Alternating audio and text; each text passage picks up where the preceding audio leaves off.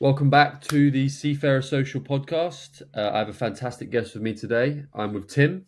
Tim is a retired seafarer now. He was on ship for around just under 10 years of his life, elevating all the way up to becoming a captain, and he has now transitioned to shoreside, where he is running his business, Blue Orange Wave, which is delivering smart training solutions for the maritime industry. And I'm very excited to speak to Tim today, as I know that he is somebody who is extremely passionate about the career for seafarers, giving back to seafarers. And I think we're going to have a lot of value in today's conversation. But firstly, thank you for joining me, Tim. How are you? Thank you, Carl. I'm very well. Thank you very much. All good here on this side. Amazing. It's great to speak to you. So, Tim, I know that you were a seafarer for just under 10 years of your life, and we won't go too much into your career, but I think what would be really interesting, what we could provide a lot of value to seafarers with, is how you found that transition originally, going from sort of the regimented lifestyle of a seafarer to shoreside. How did you find that transition? Initially, it was quite a difficult move. Of course, seafaring is not a job, but it's a lifestyle. So you're going to change your lifestyle towards like a shoreside career, which comes with all kinds of different challenges. It took me a period of around 7 months before I found out that what I really wanted to do. Because it needed to be something really good to replace my fantastic time on board ships. Um, so yeah, it was a challenge, but finally it was a good one for me. It all worked out very well. Which is great. But what was the initial motivation? Did you see an opportunity? Yes, there were many opportunities. For me, it was mainly based on a medical challenge I had. I have a hernia, which is back problems, and I didn't see myself being able and fit enough to stay on board ships because it's a challenging life on board with a full load 7 days a week, with barely rest in between, like a day off or so. So I didn't want to be the guy that was always flying out for medical debarks and requesting other people to fly in for you. Because I really think if you're not medical fit, then it's my opinion. If you're not ready for work, then you should find a career somewhere else. That's what I did. And of course, for me, it was also going home, staying away for 3 months. A period of 3 months was for me a too long time to be away from my family and my partner at that time. So that together combined for me to find my career somewhere else.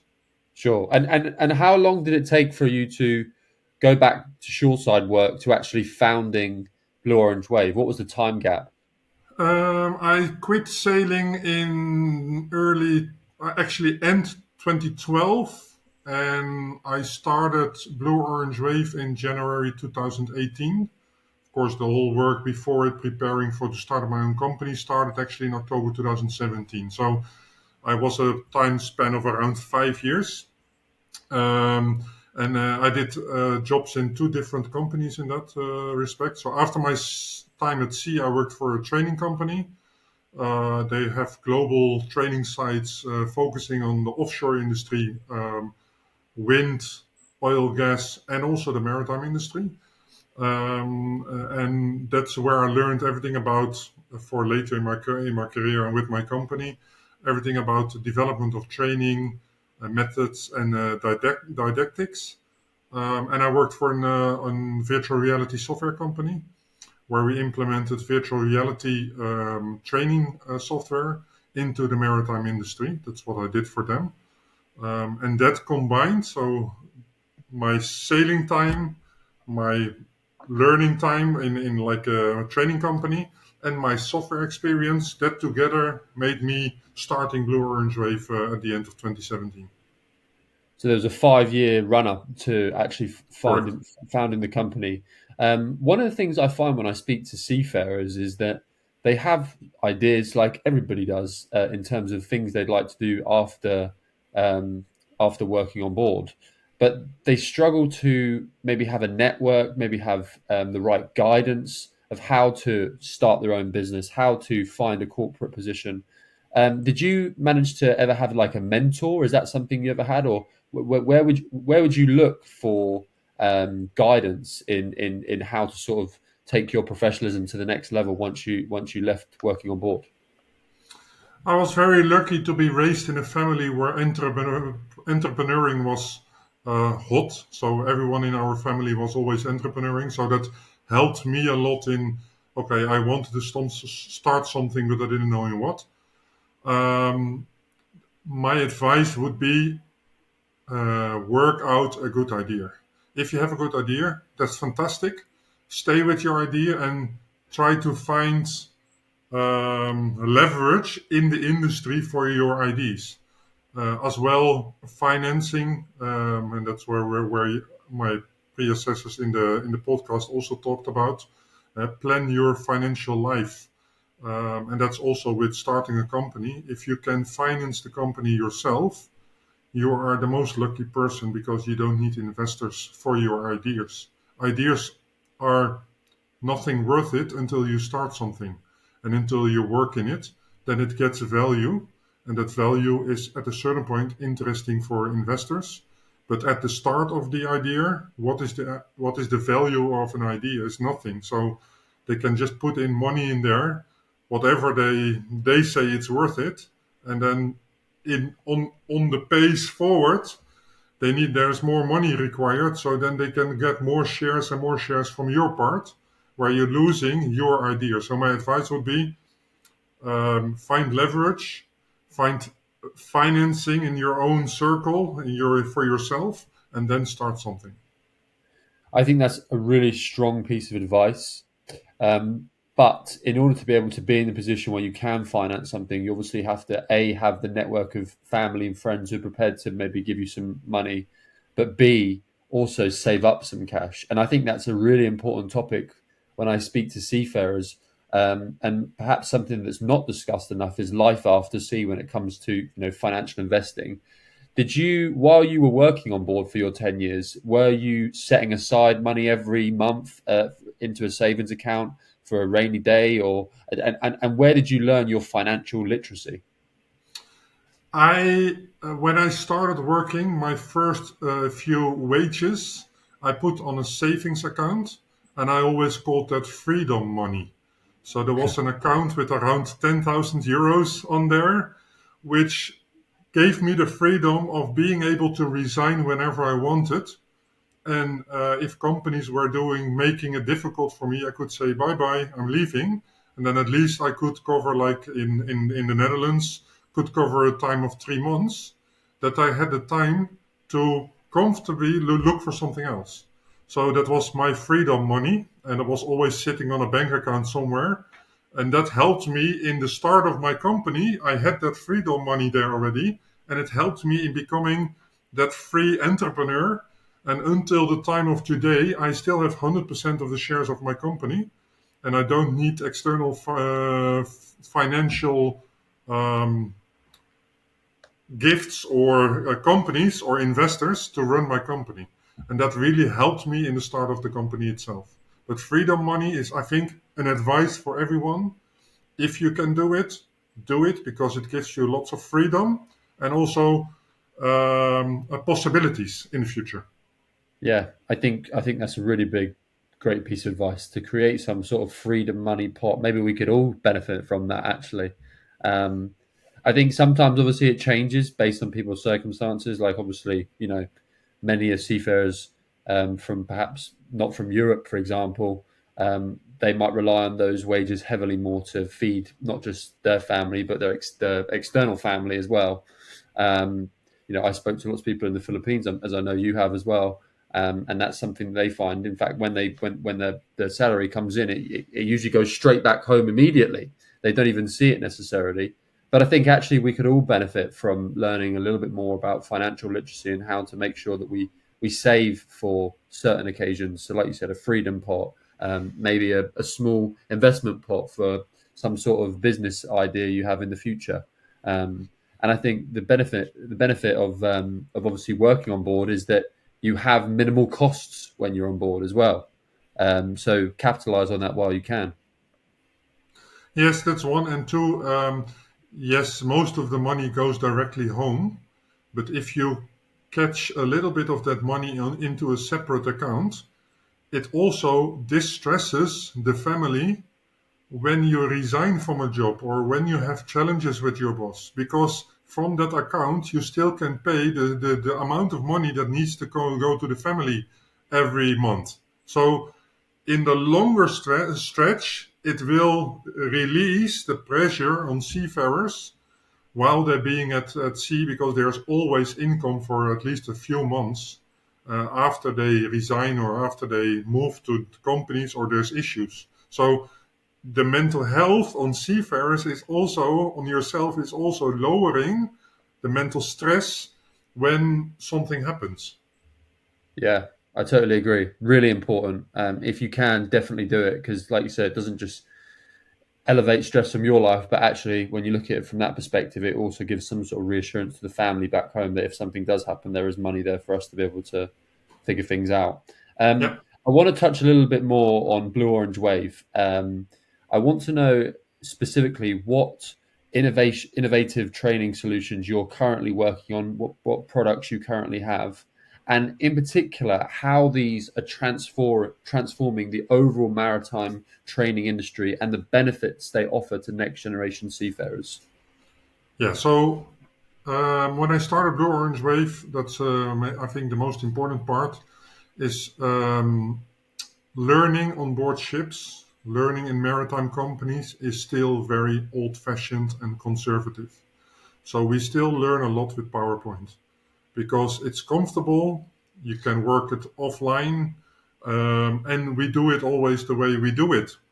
But we do it always the way we do it is not the most efficient and effective way.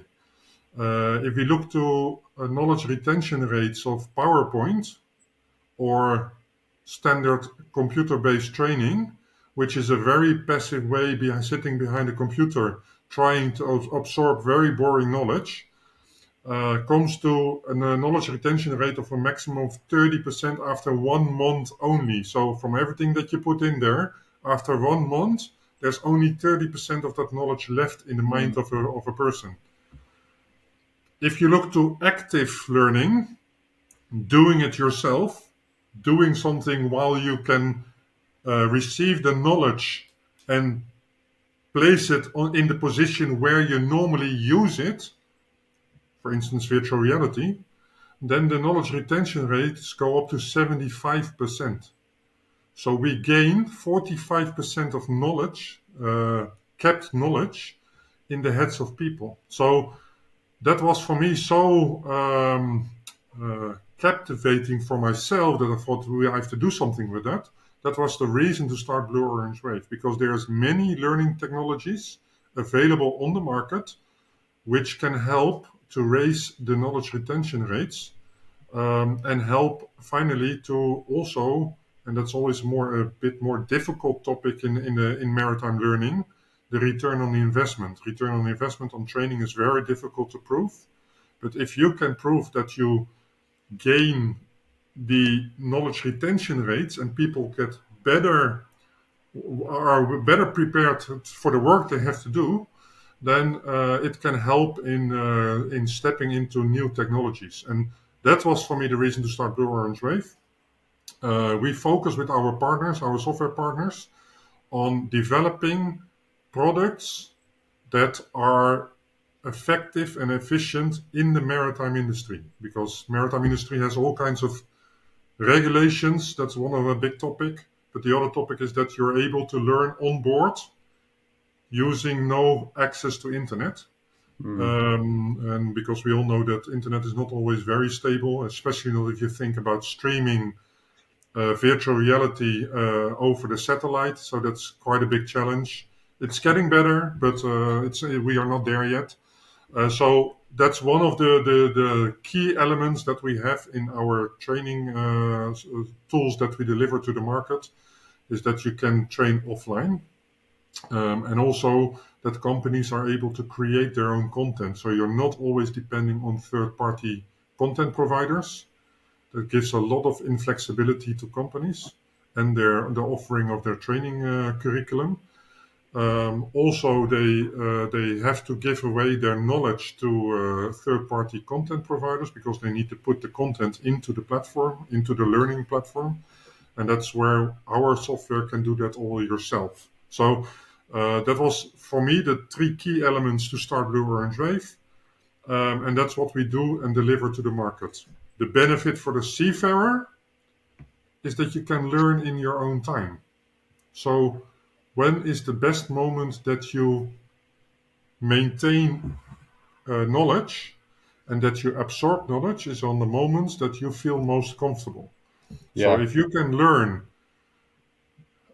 after you finish your shift, some people rather learn after they finish the shift, or some people rather learn in the time in between or when they are back in the cabin, then we as technology providers can deliver that, but also companies should give the possibility for seafarers to learn on those moments when it suits them best. Because then we work on knowledge retention and it stays in their minds. Um, Feeling comfortable, that's the most important. Learn when you feel comfortable to learn. Yeah, Um, I think that's a really interesting point. Actually, I've never heard someone address it like that. But you learn more when you're in a comfortable space instead of learning when you're supposed to learn. Learn when you feel is the best time to learn. I think that's really valuable information for all seafarers. Obviously, for somebody who's driving a company in the world of digitization. What's your thoughts on social media and how this could possibly influence the maritime market? And is there a way you think where social media could also be a tool that benefits and engages with the young generation of seafarers when it comes to training again? yeah, absolutely. Social media is the world those days. And we definitely have to find a way where um, learning people learn via social media. So why not using those platforms to gain knowledge and gain expertise as well? It's not only knowledge; it's also expertise in your site by reading what other people think, what other people share from those um, information streams, we learn as well. It's not only learning from what your company learns you on content, but it's also what you pick up in any media globally. So, seafarers, uh, the best way to learn for seafarers is social media because it's always around there. It's easy to access, especially when you're abroad or traveling, and it's all light media. So, if we look to LinkedIn, LinkedIn is one of those platforms that is really beneficial for learning because it's all professional based content that you see going around there. But how many seafarers do actually have a LinkedIn account? That's not a lot Yeah. of people. So my advice would also be LinkedIn is not for your career after your seafarer career. It's not for your next step.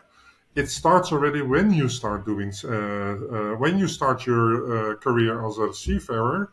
Start your career on LinkedIn as well because it's important to build that network and to learn and absorb whatever you can to gain more knowledge and gain your own point of view. So social media is absolutely a key element in your learning career. Yeah, I think that's a really valuable point. I remember when I was at university myself, my lecturers instilled in me that we should download LinkedIn and was actually recommending that we spend time building a LinkedIn profile before we'd even found our first job. And I think actually that could be something that a lot of the maritime schools could maybe encourage cadets to do from an early age. Is that even before they have got their first contract on board, they can still be in the background developing their professional profile on LinkedIn. And in fact, I actually know of many seafarers who have gone to spend time on developing a profile on LinkedIn who have bagged jobs on board. I spoke to one just the other day, a guy called Van, a Filipino guy. He spends a lot of time on his LinkedIn, and he bagged a contract on a cruise line off the back of it. So I think that it's a really good bit of advice. Actually, is focus on LinkedIn. Obviously, the other social media platforms that perhaps don't provide as much um, career content, Instagram, TikTok, etc. I know that these ones they kind of just steal our attention, but perhaps there's a way maybe to create valuable content on those platforms as well that revolve around training. Absolutely, I agree. Like Facebook and Instagram and TikTok and a few more maybe. Yes, they are important, but especially if we look about career development, I think LinkedIn can be absolutely helping you in Yeah. your life after your career at sea. No, I totally agree. LinkedIn's been a game changer for me. That's how I've been able to develop this, to be honest. So I think everybody who's serious about their professionalism should definitely start building a LinkedIn presence. Yeah. Going back to the seafarers, Tim, what based on your extensive experience in the industry, working on board, working ashore, what advice would you give to, say, an aspiring seafarer who is considering a career in the maritime industry today? It all starts with following your feelings. If you, let's say this way, I always say, if working looks like working, I'm going to change my job. Mm, So if it doesn't feel comfortable anymore to do something what I'm doing, I'm going to look for something else. Seafaring is what I said before, it's a lifestyle. You have to give a lot of things away, but you gain a lot for it as well. So, um, what I want to say is that I think 90% of the career that I'm pursuing at this moment was created by my almost 10 years at sea. I learned everything about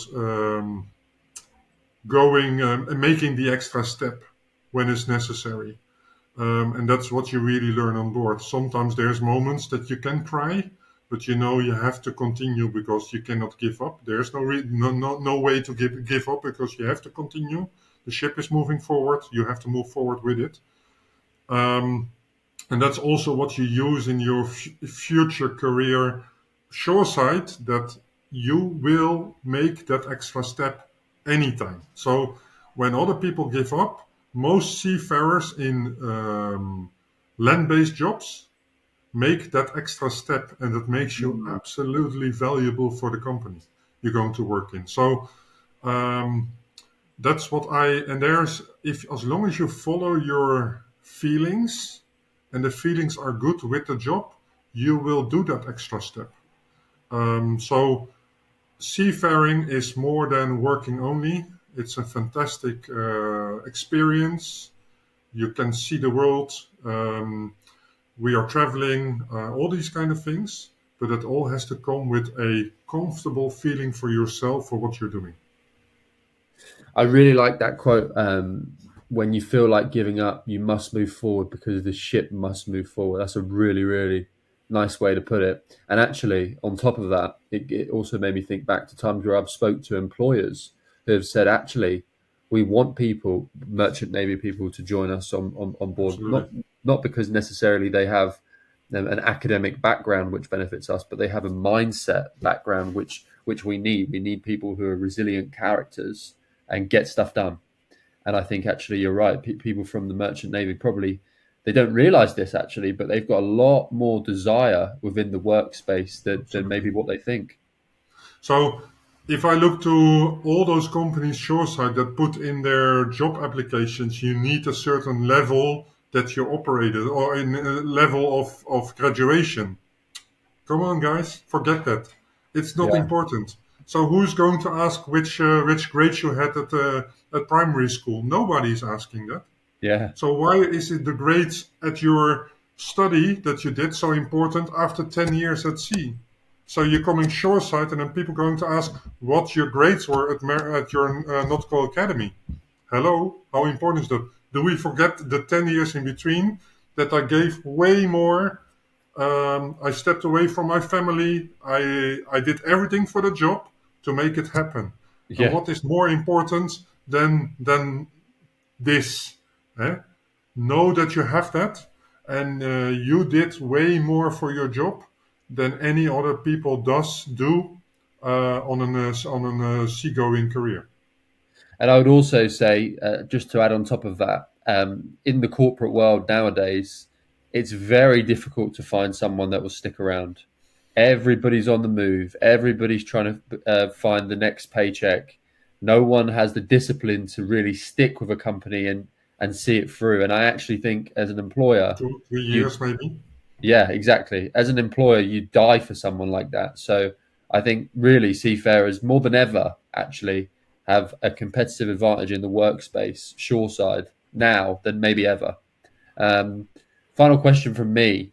I just want to maybe reflect a little bit back on your career on sea and ashore, and what are some of the most memorable moments and accomplishments that have stand out to you over your career so far?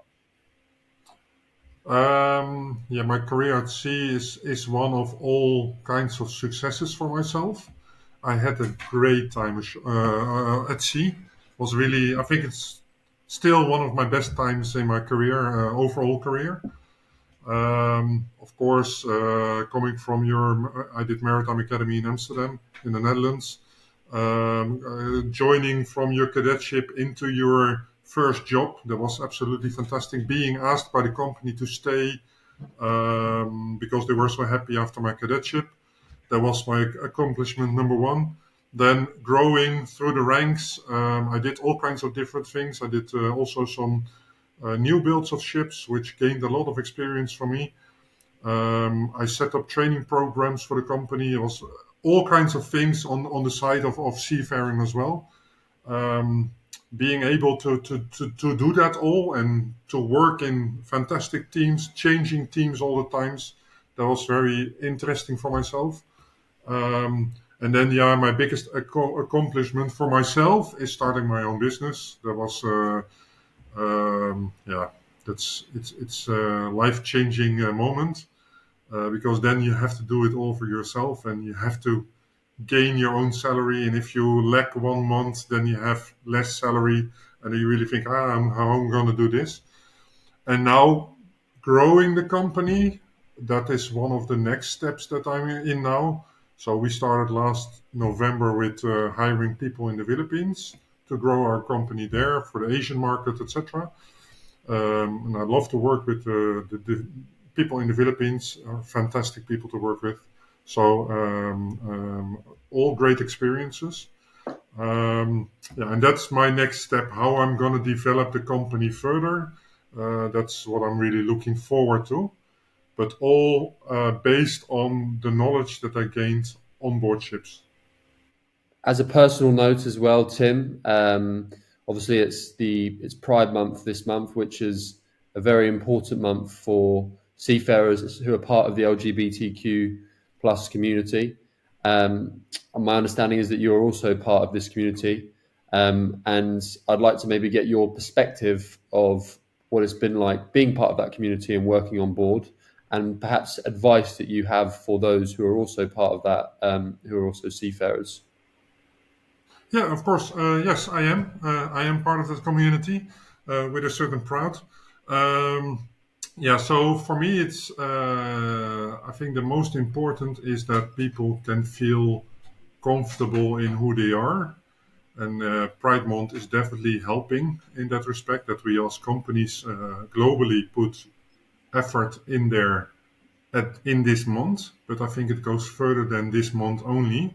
Pride Month is a good moment to remember with all of us together that there is a community that has challenges in the maritime industry to get accepted and receive acceptance for who they are.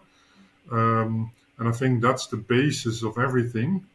As long as a company can provide the freedom for people to be who they are and to feel accepted and appreciated for what they deliver, then it is the health of that seafarer that can accomplish way more for the company than just what they are doing already. So It is not about being gay. It's about feeling accepted for who you are or whatever you love, or that should not matter for the work that you deliver. So we need to get appreciation, and that's for everyone. I think that's not only for gay or lesbian or people in the community, as we mentioned before, but it is for everyone to feel appreciation for the work they deliver based on the knowledge and the expertise they deliver. So, as to look for myself, I never want to be seen as a gay person in a company. I wanted to be seen as Tim that delivers a certain job Yeah. to the company. So we get sentenced over what we deliver and not for what we are. And I think that's the most important for any seafarer. Doesn't matter if you're straight, gay, lesbian, or whatever. It is important that we get appreciation from anyone for the work that we deliver. How did you find being open about your sexuality when you were working on board? Was it something that you were very open with? Did you keep it quite shielded? How was that experience? For me, when I joined as a cadet, I was very closed. I was in the closet. I just came out of the closet for my parents just before I went to sea, because I wanted to have that out of my way. But on board, I kept it for myself until there was a moment that the chief engineer stood up against a second engineer that was pretty rude to me about who I am and about what I like. Because he found out on cruise ships it's very open, um, um, you have very easy access to also to other, in my case, gay people. Um, that people found out, and when they found out, they started bullying me, etc. And there was a chief engineer who stood up against it and said, "This is not happening on board my ship. So everyone who has a problem with it, there's the gangway, and you can depart." Wow. Yeah, that was really, for me. It was a moment that I thought, "Wow, this different story than I learned on my Maritime Academy, because there were all horrible stories about being gay in the industry, etc." So for me, that was the moment that it changed. And I have to say that the company I worked with, I never felt unsafe, or I never felt any troubles for being what I felt or who I am. So for me, I had a great experience after that period, and from the end of my cadetship, I was always just open about it. And that gave me a lot of comfort in the job I was doing. So I've never been bullied after the time as a cadet, but and I hope so much for all the other seafarers that are around that they can have that same experience, and that really needs to come from the companies and not for only 1 month per year during Pride Month. That is a message that you need to keep sending into your and keep sending it out also in the social media, because there we go again, back again. Social media is so important for that communication Yeah. that companies need to focus on not 1 month per year putting the logo from your company in rainbow colors, but broadcast that message throughout the whole year, that people can feel comfortable for who they are. Totally agree. Thank you so much, Tim. Really enjoyed this conversation. I think this has provided a lot of value for seafarers out there. And thank you for touching on this subject. For some people, they find it very difficult, and I really appreciate that you've been so open and honest. And it means a lot. Thank you so much, Tim. Thank you, Carl, and look forward to speak to and see you soon again. For sure. Take care. Bye.